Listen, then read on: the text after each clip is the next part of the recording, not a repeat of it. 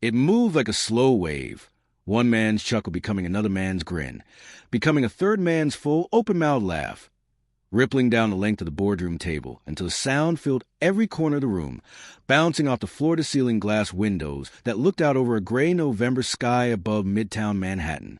12 men in tailored suits. 12 men who had made their fortunes deciding what was worth something and what was not. And they were all laughing at her. Not loudly, not cruelly, not in the way that leaves a bruise you can point to. This was the more insidious kind. The kind dressed in casualness. The kind delivered with a smile. The kind a room full of powerful men permits itself, because no one present believes there will be a consequence. Adrienne Okafor-Whitfield did not move. She sat 3 seats to the right of her husband at the long mahogany table of Whitfield Capital's 42nd floor boardroom. She had not asked to be here. Marcus had called her that morning, the same way he called the driver, the same way he called the housekeeper, and told her to be dressed and ready by noon. Wear the Navy, he had said, already buttoning his cufflinks. You always look put together in the Navy, as if her value in that room was decorative, as if she were a centerpiece he had ordered and placed with care. She had worn the Navy. She sat with her hands folded on the table, one thumb resting lightly over the other, and she listened as Marcus Whitfield, her husband of 11 years, the man whose last name she had chosen to carry alongside her own, turned aboard and said, with the easy confidence of a man who has never once doubted himself a room, "My wife keeps insisting I pour money into defense tech. She reads these trade magazines, you know how it is." He waved a hand. "Adrienne, what was that company you were going on about last month? The satellite infrastructure outfit?" A pause. All eyes swung to her. She did not flinch. She did not blush. She looked at her husband with the precise, unhurried calm of someone who has long since learned the difference between a question and a performance. "I mentioned several companies," she said. Her voice was even, measured, like still water. Marcus tilted his head with an indulgent smile, the smile a man gives a child who has said something mildly interesting at the dinner table. "Right. She's very enthusiastic about the space." He turned back to board. "I keep telling her, the defense sector is a long cycle. It's not for amateur capital." He chuckled at his own phrasing. "No offense, sweetheart." The laughter returned. Richard Holt, the silver-haired chief investment officer at the far end of the table, laughed the loudest. Gerald Marsh, who ran the firm's risk portfolio, laughed next. The others followed, some because they genuinely found it amusing, some because Marcus was their employer, and laughing was the simplest currency in that room. One person did not laugh. Victoria Chun, the only woman on the board, glanced at Adrienne from her seat across the table. Just for a moment, a quick, careful look, not of pity but of attention, as if she were watching something she didn't yet have the full context for, and she was determined to understand it before the meeting ended. Adrienne looked back at Victoria for exactly 2 seconds. Then she looked down, reached for the glass of water in front of her, and lifted it slowly to her lips. She drank. She set the glass down. She did not say another word, but something shifted behind her eyes, something quiet and deep and absolute, and anyone paying close enough attention in that room might have recognized it for what it was. Not anger, not humiliation, something far more powerful than both. A decision. What none of the men in that room knew, what Marcus Whitfield, with all his confidence and all his capital, did not know, was that 72 hours earlier, in a secure conference room in the Pentagon's earring, Dr. Adrienne Okafor-Whitfield had signed the final documents on a $36.4 billion, 10-year contract with the United States Department of Defense. The laughter was still echoing off the glass when her phone, set to silent in her jacket pocket, vibrated twice. She knew what it was. She did not check it. She simply waited. To understand Adrienne, you must first understand where she came from, because the woman sitting at that boardroom table had not arrived there by accident, and she had not arrived there quietly, though the world around her had always assumed otherwise. Her father, Dr. Emeka Okafor, had come to the United States from Enugu, Nigeria, in 1974 with scholarship, a single suitcase, and a mind that his professors at MIT described, even decades later, as generational. He was an aerospace engineer in the truest sense of the word. Not a man who worked with existing systems, but a man who imagined systems that had never existed and then built them. He had spent 30 years consulting for NASA and for the private aerospace sector, holding 17 patents by the time Adrienne was born. He was a quiet man, a man of deep patience, a man who believed, with the certainty of someone who had seen it proven across a lifetime, that the work always spoke louder than the man holding it. He had raised Adrienne on that principle. Her mother, the Honorable Claire Whitmore Okafor, was a federal judge in the Southern District of New York, a woman whose courtroom silence was more formidable than most attorneys' best arguments. Claire Whitmore had grown up in Virginia, the daughter of a preacher and a schoolteacher, and she carried in her posture the particular kind of dignity that is not inherited but earned, slowly, in rooms where people consistently underestimate you. Adrienne was their only child. She had grown up between two languages, two cultures, two ways of being in the world. And rather than being torn between them, she had distilled both into something entirely her own. She had her father's mind and her mother's bearing. She had her father's patience and her mother's precision. She had the quiet fire of a woman raised by two people who had each spent their lives being twice as good and receiving half the credit, and who had decided, in that private, unspoken way that black parents communicate the most important things, that their daughter would not make peace with less than she was worth. She had earned her undergraduate degree in electrical engineering from Stanford, her doctorate in systems architecture and network defense from MIT, her father's institution, where she had walked the same halls he once walked and quietly broken several records he had set.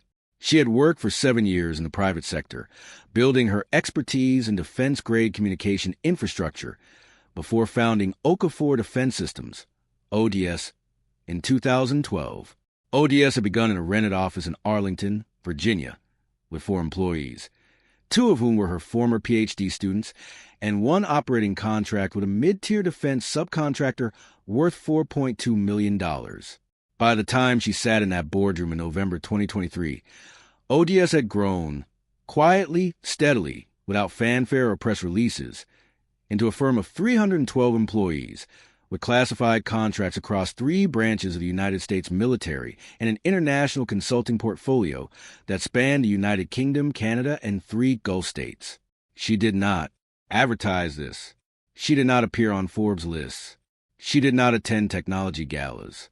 She did not sit on the boards of foundations named for wealthy men.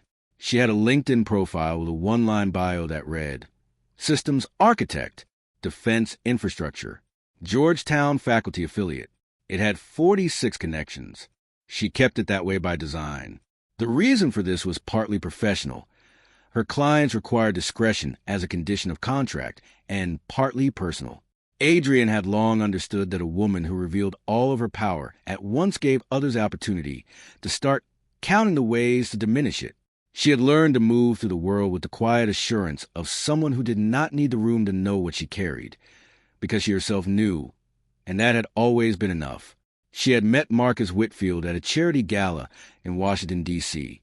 In 2011, he had been 38, charming, already wealthy, already certain. He had approached her at the bar and asked what she did, and she had told him she worked in technology infrastructure, and he had nodded with the expression of a man who had just filed that information away in a drawer labeled not relevant and moved on to tell her about himself. She had found him at the time, uncomplicated in a way she had needed after years of the dense, technical world she inhabited. He was warm. He was attentive in the early years. He bought her things. He remembered small details. He said once, in the 2nd year of their marriage, lying in the dark of their bedroom in Georgetown, "You're the most interesting person I've ever met, and somehow I still feel like I don't know half of you." She had smiled at the ceiling and said nothing. She should have taken that as a warning, not of danger, but of something more subtle. The man beside her had just admitted, tenderly, that he did not know her, and instead of being curious enough to find out, he had, over the years that followed, simply filled in the blank spaces with his own assumptions. He assumed she ran a modest consulting firm. He assumed she earned respectably but modestly, well below his own income. He assumed that her quiet work trips to Washington and her long evenings on encrypted calls were the habits of a woman who took her small career seriously. He assumed, most fundamentally, that she needed what he provided, The house, the lifestyle, the name, in a way that placed him at the center of her world. He had been wrong about all of it, and he had been wrong for 11 years. Adrienne had known, for some time, that the marriage was a construct held together by inertia and social presentation. There was no cruelty in it. Not yet, not until that morning in the boardroom. There was simply distance. The particular distance that grows between two people when one of them believes they know the other and has stopped looking, and the other has quietly outgrown the version of herself that the first person ever thought to see. She had been deliberate. She had been patient. She had also been waiting. The disrespect had not arrived suddenly. It never does.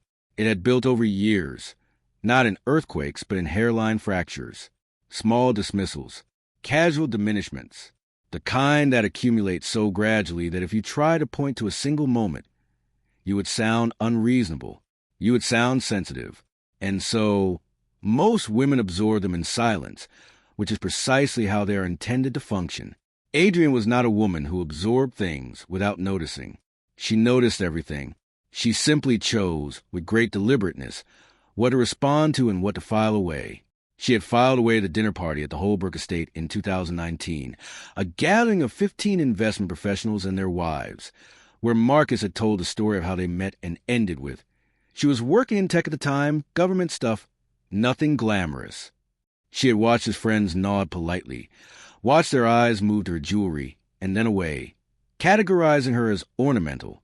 She had smiled. She had asked Sylvia Holbrook about her garden renovation. She had not corrected him.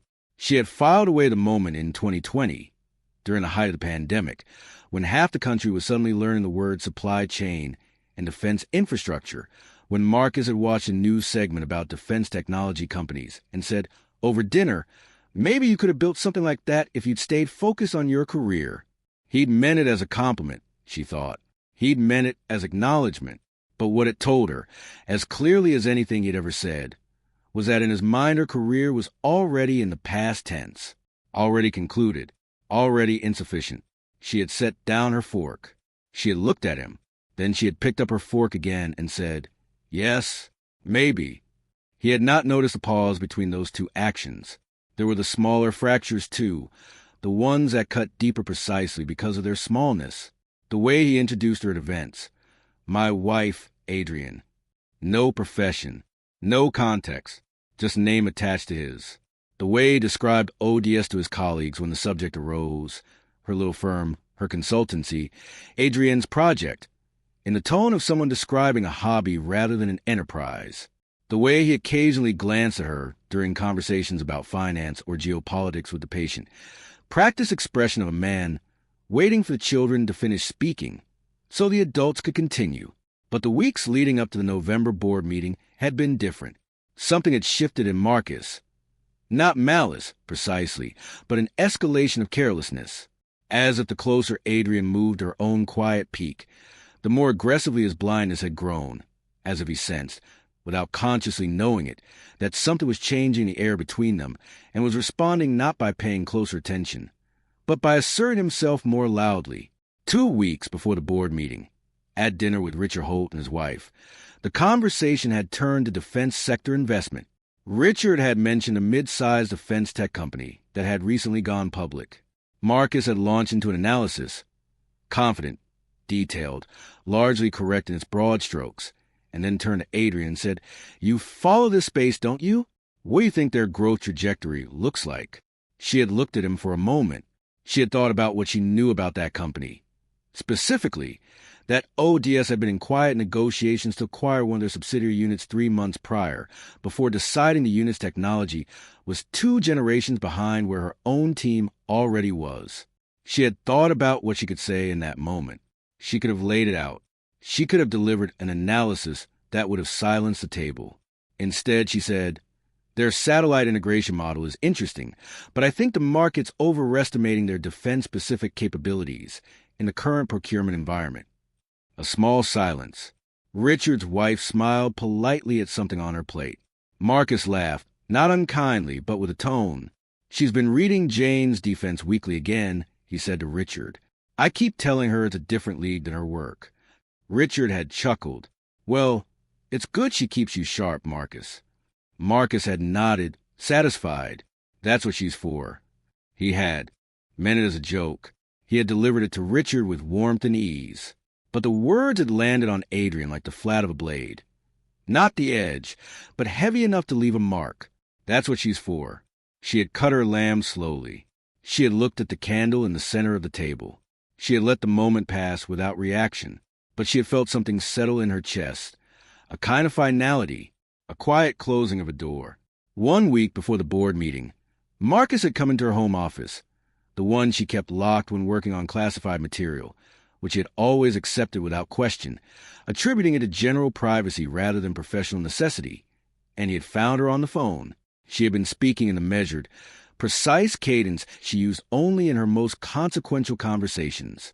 She had looked up at him and mouthed, "One moment." He had stood in the doorway for a few seconds, then left. Later that evening, he had said, with a mild curiosity that did not press very hard, "Who were you on with for that long?" "Pentagon Liaison Office," she had said. He had nodded slowly. "Oh, for that satellite company thing." She had looked at him, something like that. Okay. He had accepted it. He had gone back to his book. The conversation was finished. That was the night Adrienne had decided she was done protecting him from the truth of who she was.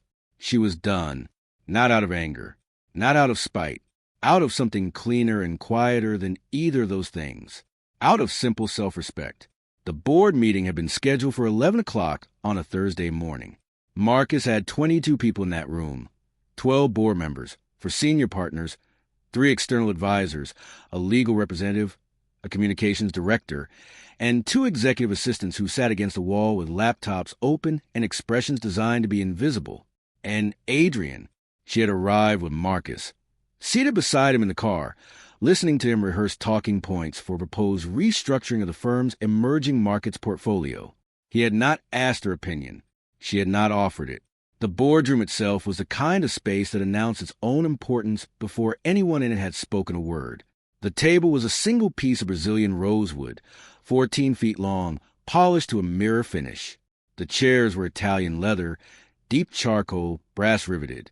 The walls on 2 sides were floor-to-ceiling glass, revealing the Manhattan skyline in both directions. To the east, the dense geometry of Midtown. To the north, the gray-green expanse of Central Park stretching away toward Harlem. The light on that November morning was flat and gray, the kind of light that flattens color and removes warmth, and the room felt in it, despite its luxury, somehow cold. Marcus had introduced Adrienne at the start of the meeting to those who did not already know her. "My wife, Adrienne. Some of you have met. She's been good enough to join us this morning." He had said this with the ease of a man who found nothing complicated about it. As if her presence were a small benevolence he was extending to the room. Gerald Marsh had leaned across the table and asked, "Adrienne, remind me, what field are you in?" Marcus had answered for her. Tech consulting, defense-adjacent government contracts, that sort of thing. He had waved a hand. "Smaller scale. She keeps busy." "Smaller scale. She keeps busy." Gerald had nodded pleasantly and returned to his notes. Adrienne had sat very still. The meeting had proceeded through its formal agenda: quarterly returns, portfolio allocations, risk assessments, the proposed emerging markets restructuring. Adrienne had listened. She had said nothing. She had observed, as she always did, with the quiet thoroughness of someone who was never simply passing time. Then the discussion had turned to the defense sector.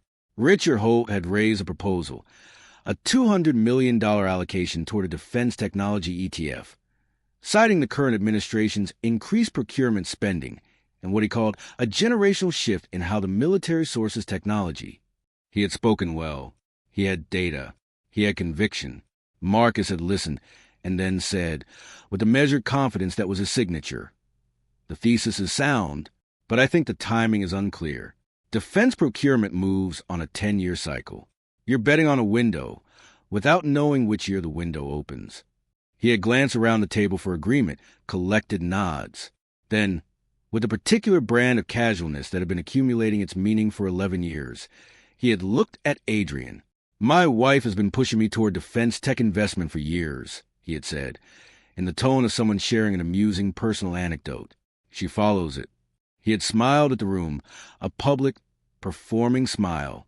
I've always told her, Adrienne, enthusiasm isn't a due diligence process. Polite laughter, the kind that doesn't require the joke to be very good. What do you actually do in the space, Mrs. Whitfield? Victoria Chun had asked, quietly, not unkindly, genuinely. She had been watching Adrienne for most of the meeting with a focused attention that Adrienne had noticed and cataloged. Before Adrienne could answer, Marcus had spoken again. She runs a boutique firm. Government consulting. Very niche work. He had said it warmly, affectionately, even, which made it worse. He had looked at Adrienne with a smile that said, I am being kind about this. She's very passionate about it. It's been her project for, 12 years now. 11, Adrienne said. Right, 11. It's her thing. He had turned back to the board. She's been wonderful at it at her scale, but it's a different world from where we're operating. He had paused, and this was the moment. This was the exact moment when everything went too far. He had laughed again, shaking his head slightly, as if remembering something fond and faintly ridiculous. She actually once told me she'd had a meeting at the Pentagon. I thought she was pulling my leg. He'd looked at her sideways. Turned out she was. She meant a contractor's briefing in a government building somewhere. He had laughed. Richard Holt had laughed. Gerald Marsh, who had the most to lose by the end of the day, had laughed the loudest. 3 or 4 others followed. Victoria Chin did not laugh. She had gone very still, watching Adrienne with an expression that had moved from attention into something that looked quietly like alarm. Adrienne had looked at her husband. For 1 full second, maybe 2, she had looked at him with clear, still eyes, and had looked back at her, still smiling, still comfortable in the warmth of the room's amusement, utterly unaware of what his wife was carrying in her jacket pocket, utterly unaware of the phone that had already vibrated twice that morning, utterly unaware that the meeting rooms of the Pentagon and the corridors of the Department of Defense knew her name in ways that would have made every man in that room reorder their understanding of everything they thought they knew. She had looked at him, and she had made her decision.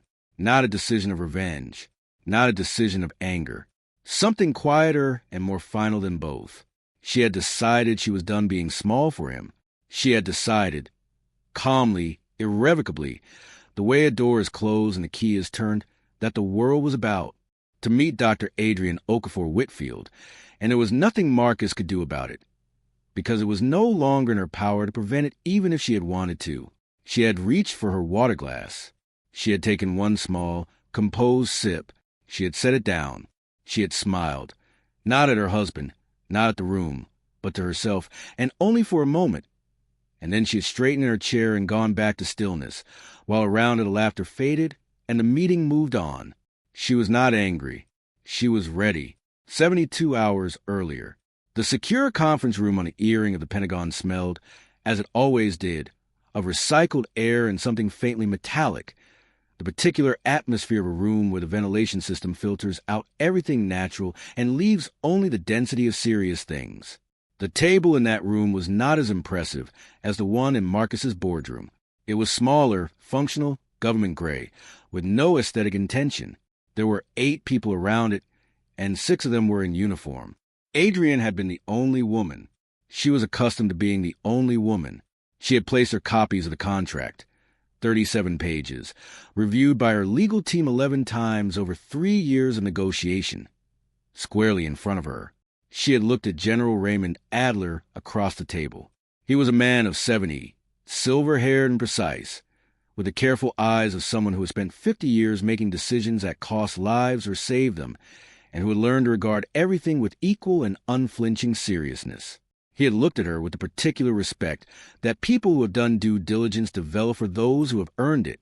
Dr. Okafor-Whitfield, he had said, before we proceed, I want to say, on behalf of the department, that this contract represents an extraordinary achievement in domestic defense infrastructure. What you have built at ODS is genuinely historic. Adrienne had nodded. Thank you, General. I'd like to move to signatures, if we're ready. He had smiled, a brief, appreciative smile. Ready. The pen she had used was the same pen her father had given her when she defended her doctoral dissertation. A simple thing, black cap, gold trim, slightly wore at the grip from 20 years of use. She had signed her name in the same way she did everything, without theater, without hesitation. Adrienne Okafor-Whitfield, clear and unhurried. And with that signature, Okafor Defense Systems had become the primary contractor for the Department of Defense's Project Sentinel, the 10-year, $36.4 billion initiative to build, deploy, and maintain a next-generation autonomous defense infrastructure, AI-integrated satellite defense networks, quantum-encrypted military communication systems, and national cyber resilience architecture that would replace 3 existing systems that had become compromised and obsolete. It was the largest single defense technology contract awarded to a privately held firm in the history of the United States government.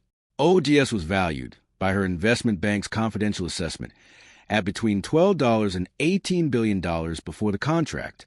With the contract on the books, conservative estimates put the valuation somewhere north of $40 billion. After 72 hours, the Pentagon would issue a public announcement, as per the required transparency provisions of the contracting process. It was not classified. It was not suppressible. It was public record. Adrienne had known the announcement would fall on Thursday. She had known it would fall on the same Thursday as Marcus's board meeting. She had not arranged this. The dates had aligned the way things sometimes do. Not by design, but as if the universe had simply decided that certain moments deserve a proper setting.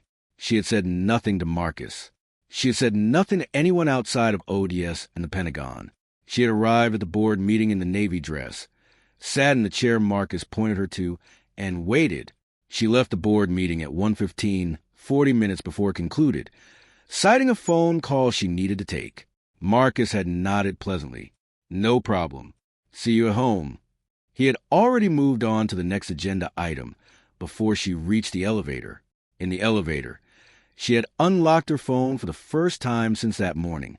43 messages, 11 missed calls, a text from Claudia Osei, her CFO, that read, "It's out. AP Reuters, Defense One. The phones haven't stopped. What do you want me to say?" A text from General Adler's office. Announcement cleared. "Congratulations, Dr. Okafor-Whitfield." 3 texts from her father, Emeka, each containing only a single sentence. The last one read, "Your mother would have wept." She had stood in the elevator as the floors descended. She had read every message. Then she put the phone back in her pocket, looked at her reflection in the brushed steel of the elevator door, and allowed herself exactly 3 seconds to simply exist in the weight of the moment. Then the elevator opened, and she stepped out into the marble lobby of the Whitfield Capitol building, and she walked to the waiting car with the straight-backed, unhurried movement of a woman who has learned, over a lifetime, and at significant cost, not to perform her power for anyone. She had instructed her driver to take her not home, but to the offices of ODS's Washington, D.C. satellite office, where Claudia was already managing the storm. There was work to do, but first, there was a call she needed to make. She dialed her attorney, Margaret Tull, a woman of 55, precise as a surgical instrument, who had been Adrienne's legal counsel since ODS's second year, and who was also, quietly, the best divorce attorney in the state of New York. Margaret picked up on the second ring. "I've seen the announcement," Margaret said. "No hello." "Good." Adrienne looked out the window at the midday city moving past. "I'd like to proceed." A brief silence. "Are you certain?" "I have been certain for longer than you know." She paused. "I'd like the papers to be filed by end of business Friday." Another silence, this one respectful. "Understood." "Thank you, Margaret." She ended the call. The city continued past the window. A food cart vendor bundled against the cold. A woman pushing a stroller. A man in a suit walking fast with his head down, his attention entirely in his phone. None of them had any idea. Adrienne watched them pass and felt, for the first time in a very long time, the particular lightness that comes not from joy, but from the absence of weight. The feeling of setting down something you've been carrying for so long you had begun to believe it was simply part of your body. She exhaled slowly. She opened her laptop. She began reviewing the press statement her communications team had prepared, and she made 3 precise edits. 2 factual clarifications and 1 change of tone in the final paragraph, which had originally read as triumphant, and which she changed to something quieter and more accurate. The word she crossed out was victory. The word she replaced it with was commitment, because that was what this was. Not a conquest, a fulfillment. The arrival, after 11 years of silent building, of something she had always known was coming. She closed a laptop and looked out the window at a city that was about to know her name. She was not afraid. She had never been afraid. She was simply, finally, irrevocably, entirely ready. Friday arrived with the particular clarity of a morning that has decided to mean something. The sky over Manhattan was sharp and blue. No cloud cover. The kind of sky that makes everything below it look deliberate. The kind of sky that does not offer softness, only precision. The announcement had been live since 6:30 the previous evening. By midnight, it had been cited in 47 news outlets. By 8 the following morning, it had been the leading story on 3 major financial news networks, 2 national newspapers, and the entirety of the defense industry's trade press. The story was not small. It could not be made small. A $36.4 billion contract awarded to a privately held black woman-owned defense technology firm, a firm that most of the financial and defense communities had never heard of because its founder had chosen anonymity, was not a story that would be contained. The headline in the Wall Street Journal that morning read, "ODS, the most powerful defense firm you've never heard of." The subheading read, Dr. Adrienne Okafor-Whitfield's Okafor Defense Systems lands $36.4 billion Pentagon contract, the largest awarded to a private firm in U.S. history. Marcus Whitfield read the article at 7:14 in the morning, standing in his kitchen in his gray robe, holding a cup of coffee. His wife had already left for the office. He had read the article once. Then he had read it again, more slowly. Then he looked at the photograph accompanying the piece, taken at an industry forum 18 months prior, a photograph he had never seen because Adrienne had never shown it to him, and he had stared at his wife's face in that photograph for a long time. She was standing at a podium. She was wearing a dark blazer and small gold earrings. She was not smiling. She was simply there, present, authoritative, and entirely recognizable to anyone who had ever sat across a negotiating table from her. The caption beneath read, Dr. Adrienne Okafor-Whitfield, CEO and founder, Okafor Defense Systems, at the National Defense Technology Forum 2022. He had put down his coffee very carefully. He had called her phone. She had let it ring. He had called again.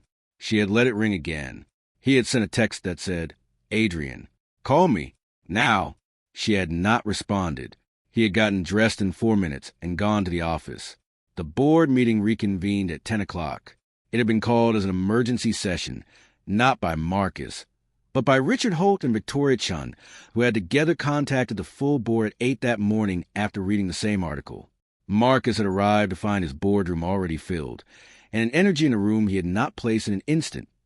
Tighter than usual, more charged, the particular atmosphere of a room in which the existing power structure has just been fundamentally questioned. Victoria Chun spoke first. She had placed a printed copy of the Wall Street Journal article at the center of the table, and she had said, in her quiet, even way, I think we all need a moment to understand what we were sitting in yesterday. Silence. Marcus had looked at the article, at his wife's name in bold print, and he had said nothing, because there was, at that moment, nothing to say that would not make it worse. His mind was working. He could see that in the tightness around his jaw, the slight flaring of his nostrils, but his mouth was still. For possibly the first time in 11 years, Marcus Whitfield was in a room where he did not know what to say. The door opened at 10:12. Adrienne walked in. She was not alone. To her left was Claudia Osei, precise, composed, carrying a leather portfolio. To her right was Margaret Tull, who wore the expression of a woman who has delivered documents that change people's lives before and finds the work entirely unremarkable. Behind them, and this was the detail that restructured everything in the room in a single moment, was a man in uniform, Lieutenant General Raymond Adler, who had come not because Adrienne had invited him, but because he had called her that morning and asked, personally, if he might accompany her. I owe you a proper introduction, he had said. She had accepted. Every person in that room recognized General Adler. Richard Holt stood up. Gerald Marsh went white. Several others straightened involuntarily in their chairs. The reflex, ingrained from school and cinema and the instinctive human response to a uniform bearing 5 stars, to come to a kind of social attention. Adrienne walked to the foot of the table, not to the chair she had been directed to yesterday, but to the foot, which was the seat of authority in that room, and she placed her hands flat on the surface of the rosewood table that had heard her husband's laughter the day before. She looked at Marcus. He was looking at her. The room was absolutely still. "I want to thank General Adler for joining us this morning," Adrienne said. Her voice was the same voice it always was, even unhurried, carrying no performance in it whatsoever. "He's gracious to make time." She looked around the table. She looked at Richard Holt, who was still standing. She looked at Gerald Marsh, who had aged in the last 3 minutes by something more than time.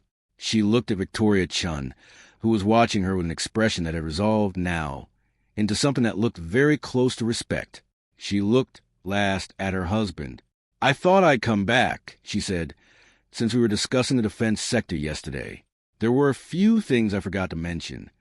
Claudia Osei opened the leather portfolio and placed a document in front of each person at the table. It was a 2-page summary, clean, precise, formatted in ODS's corporate type. The contract value, the contract scope, the firm's historical performance metrics, and a brief company biography. It was not boastful.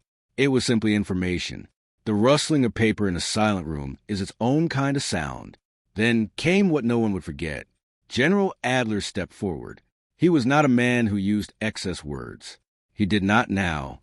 He looked at the assembled board, at the men who had laughed the day before, at the room that had accepted without question the narrative Marcus had built around his wife, and he said, in a voice that carried the full, unhurried weight of its own authority, Okafor Defense Systems is the most significant new defense infrastructure contractor in the United States procurement history. Dr. Okafor-Whitfield built a firm that has kept this country safer in ways that can't be printed in trade magazines, and won't be for some time. He paused. I would encourage anyone in this room with capital to deploy to pay close attention to her next project, whatever it may be. He stepped back. Adrienne looked at her husband. Marcus Whitfield was a man who had spent his entire adult life being the most important person in any room he entered. He had built his fortune on confidence. He had built his identity on the certainty of his own significance. He was sitting now in a chair at the center of his own boardroom, and the room had quietly, entirely, and irrevocably tilted away from him. He had nothing to say. She held his gaze for 3 full seconds. Then she said, in the quietest voice, the voice she used when the words were certain enough to need no amplification, "You said yesterday that this was a different league from my work." She did not finish the sentence. She did not need to. She simply waited. 1 beat. 2. Then she straightened, removed her hands from the table, turned to General Adler with a composed smile, and said, "Thank you for the time, General. Shall we?" She walked toward the door. She did not look back. She did not need to. The door closed behind her with the quiet, certain sound of the thing that was done. And in the room she left behind, no one spoke for a very long time. The story moved through the financial and defense industries the way major stories always do. First as fact, then as legend, and then as the kind of cautionary tale that powerful men tell each other in hushed tones when they think no one who matters is listening. Within 24 hours of Adrienne's appearance in Whitfield Capital's boardroom, the Wall Street Journal had published a follow-up piece. The headline was quieter than the first one, but its implications were not. Defense contract giant ODS. Inside the firm, a financial world overlooked.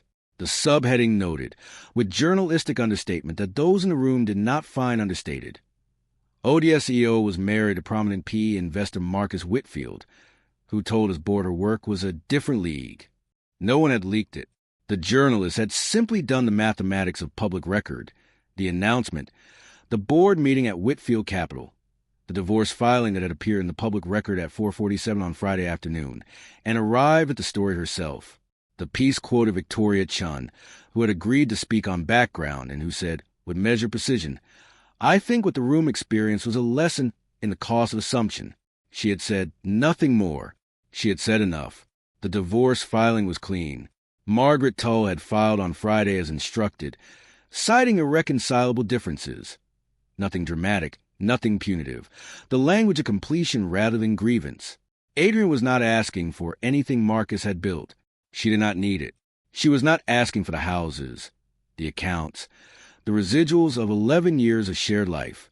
She was asking for her name, specifically the restoration of Okafor as her primary surname, the removal of Whitfield, which she had worn like a coat that had never quite fit, and she was asking for a clean exit. Marcus's attorneys had called Margaret within 2 hours of the filing. They had been, by all accounts, extremely cooperative. The impact on Marcus professionally was not sudden. It was something more thorough. In the week following the board meeting, 2 board members quietly, without public statement, tendered their resignations from Whitfield Capital. One cited a shift in professional priorities. The other gave no reason at all. Richard Holt remained, but something had changed in the architecture of the room's deference. The small, consistent erosion of authority that begins when a powerful man is seen to have misread something fundamental. Not a market, not a deal, but a person had begun. It would continue. It would be slow, and it would be permanent. The financial press, for weeks afterward, ran analyses of ODS, of its technology portfolio, its operational history, its extraordinary discretion. Several of the same analysts who had ignored Adrienne's industry for a decade now wrote pieces about defense infrastructure investment with conspicuous urgency, as if trying to catch up to something they had missed by not paying attention.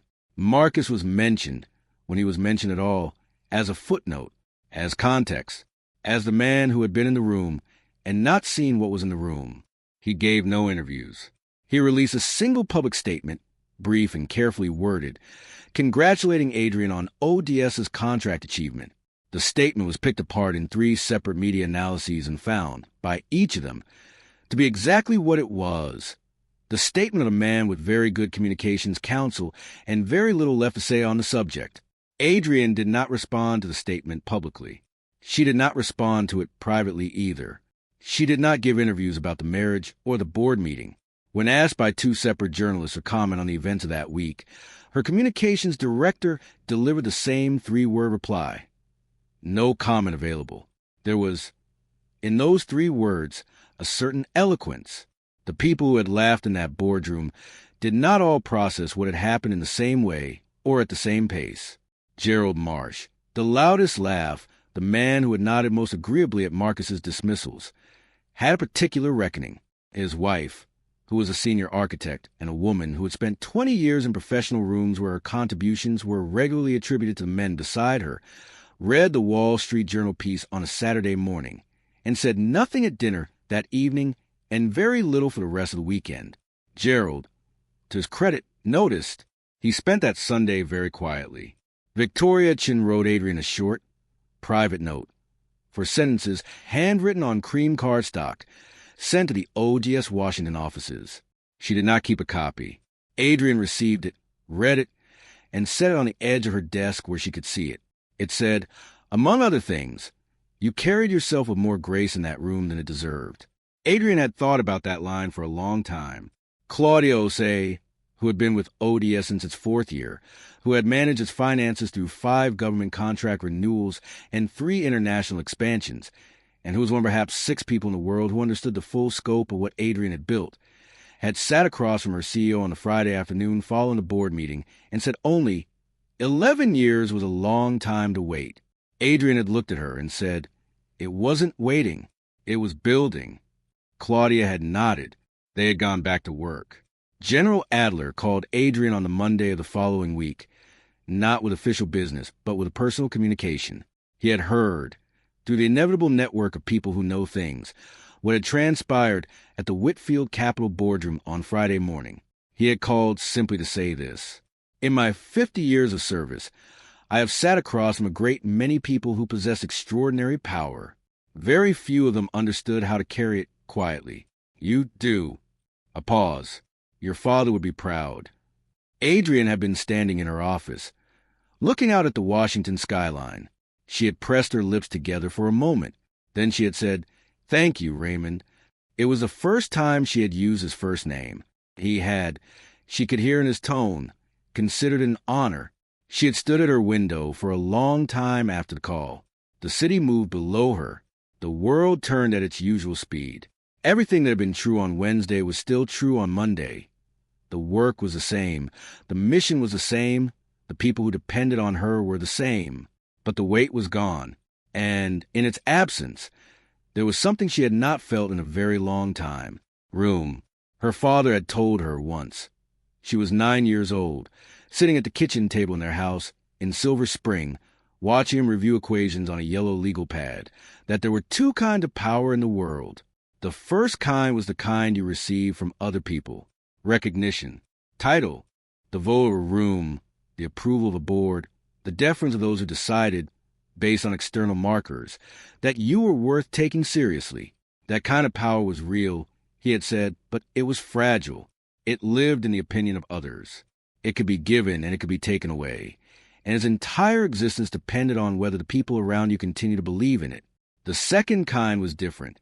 The second kind was a kind you build in silence, through the accumulation of real things, knowledge, discipline, craft, truth. That kind of power could not be given, and therefore it could not be taken. It did not need a room's permission to exist. It did not require an audience. It simply was. And when it was finally seen, not because you had announced it, but because it had grown too true to hide, it reorganized everything around it the way gravity reorganizes the space around a large mass. Build the second kind, he had said, and gone back to his equations. She had been 9 years old. She had not fully understood. She understood now. There is a particular quality to the quiet that follows a storm that has not been a storm at all, that has been, rather, the slow arrival of something that was always true. It does not feel like victory. It does not feel like triumph. It feels like alignment, like the settling of a picture on a wall that has been slightly crooked for years. Not dramatically, not in a way you could point to with certainty, but wrong, in some way, that registered in the body before the mind could articulate it. And then one day you straighten it, and you step back, and the room looks exactly as it should have looked all along. That was what Adrienne felt. In the weeks that followed the announcement, as she walked through her days with her name intact, and her work fully visible, and the false weight of being someone's diminished wife completely lifted from her shoulders. She was not triumphant. Triumph is the feeling of having defeated something. She had not defeated anything. She had simply stopped participating in a misrepresentation of herself. She had simply allowed the truth, which she had always known and quietly lived, to become visible to the people who had chosen not to look. That is not triumph. That is simply the end of a long patience. She thought, in those quiet evenings in her apartment, a new apartment, smaller than the Georgetown house, with tall windows and bookshelves and a particular piece of a space that belonged only to her, about what it means to be underestimated. She had been underestimated her entire life, by teachers who had not expected what they found, by colleagues who had not anticipated where she would go, by a husband who had looked at her every day for 11 years and seen only the version of her that confirmed what he already believed. She had sometimes been angry about this. She would not pretend otherwise. But she had learned, slowly, over years, through the discipline of watching her father work and her mother preside, and both of them moved through rooms that had not been built for them with a bearing that communicated something more powerful than anger, that the response of being underestimated is not to announce yourself. It is to do the work. It is to build the thing. It is to sign the document and walk away and let the truth speak in the only language that has ever mattered. Consequence. She sat at the window one evening with a cup of tea and her father's pen in her hand. Though she had nothing to sign, she turned in her fingers, the familiar weight of it, the worn grip, the small gold cap worn down to silver at one edge from 2 decades of handling. She thought about him at MIT. She thought about her mother in her courtroom. 40 years of women watching from the gallery as she delivered rulings that rearranged the world in increments too small for headlines but too large to be undone. She thought about the women who would come after her, the young engineer in Abuja, who read about Project Sentinel and thought something open in her chest, the woman in London checking the news at her desk and pausing, the mother in Atlanta, who would one day tell her daughter. There was a woman who built the thing and said nothing until it was done, and then she sat at the table they kept her away from, and she said, "I forgot to mention a few things." She thought about what she would tell them, if she could tell them anything. She thought she would say this: your dignity is not something other people can confirm or remove. It does not live in their recognition of you. It lives in precision of your work, in the integrity of your silence, in the way you carry yourself through every room that does not yet know your name. It lives in the fact that you did not become loud when they expected you to become loud, and you did not become small when they needed you to become small. You are not waiting to be discovered. You are being built. And when the building is finished, and it will finish, because it is built on true things, the room will not need to be told what it is looking at. It will simply know. She set the pen down on the table beside her tea. She looked out the window at the city. Manhattan in November at this hour was all lit glass and dark sky. Buildings like standing fires, windows amber and white and cold blue, rising into a darkness that went on beyond sight. Down below, on the street 14 floors beneath her, people move in their coats, their breath visible in the cold air, each of them carrying worlds that no passerby could imagine. All those invisible worlds, all those unspoken capacities, all those people who were more than the version of themselves in the nearest room had decided to see. She picked up her tea. She held the warmth of the cup in both hands. She sat in the quiet of her own apartment, with her own name on the door and her own work on the table, and the whole city spread out before her like a thing that had always been waiting for her to simply look at it directly. Somewhere across the city, in a building where the lights were still on and a man was still trying to understand how the room had changed around him, her husband, her former husband, the man who would always be the man who laughed, was sitting with the consequences of what he'd built in his own silence. Not great things, small things. The slow accumulation of 1,000 careless dismissals, 1,000 assumptions worn into habit, 1,000 moments when he had chosen the comfort of his own certainty over the effort of genuine sight. She did not think of him with anger. She did not think of him very much at all. She thought of her father and his equations. She thought of her mother and her courtroom. She thought of the pen on the table and the document she had signed in a Pentagon conference room that smelled of recycled air, and the sound of General Adler's voice saying, "Your father would be proud." She allowed herself one slow, full breath. Then she set down her tea, opened her laptop, and returned to work, because the work was not finished. The work was never finished. And there was in that fact not burden, but something that resembled, in its deep, irreducible way, a kind of grace. She did not need them to see her. She had always been able to see herself. And the rest, the contract, the boardroom, the headlines, the history, was simply the world finally catching up,